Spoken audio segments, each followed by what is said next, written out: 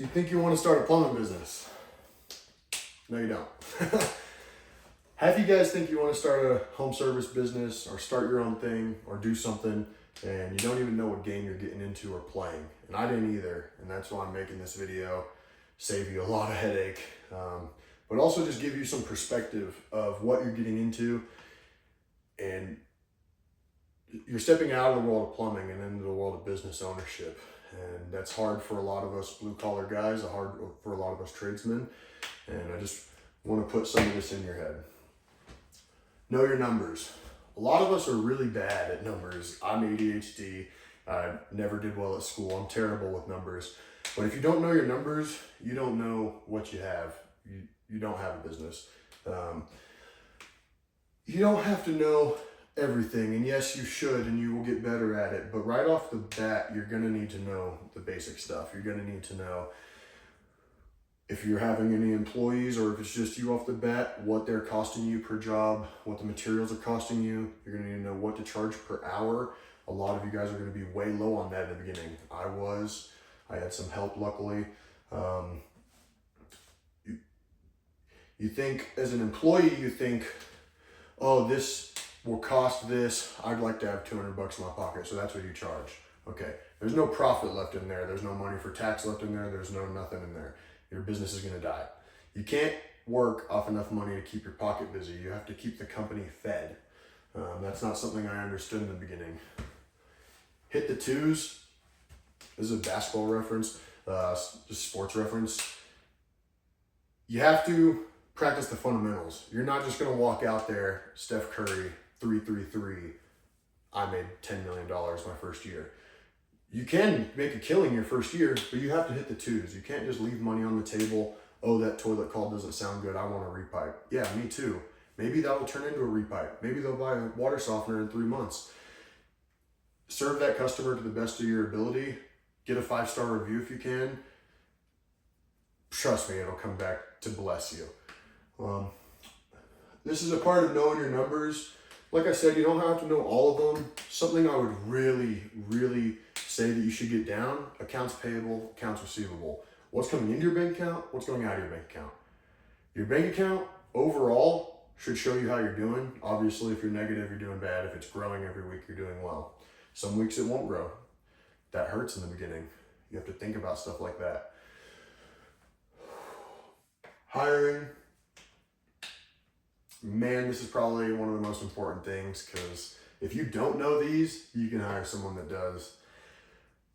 And I'm not saying that's a cop-out for everything. You as a business owner do need to be involved, but you can hire better people at you than everything. I'm talking general manager. I have a fantastic general manager, handles a lot of my day-to-day. You have to put A players in that role. You have to let them do their job so that you can work on the business and do your job. If you're micromanaging that person that you put in that position and you're just like, no, you don't answer the phones right, you need to train them. They might not be answering the phones right, but you also might not have hired the right person, put them in the right success trajectory. So you need to hire people. I put on here, put your ego aside, hire for the role. You do your role, let them do theirs. I mean, really, put your ego aside. You can be rich or you can be right is a thing I love. I do have a big ego and I want to be right all the time, but I'm not. And the person who answers the phones is a lot better at it than me. And I do some things that benefit the business in my own aspect. Marketing. Yeah, I see the thought process on this going completely wrong. How do I market for cheap? How do I save money? What's the cheapest form of marketing?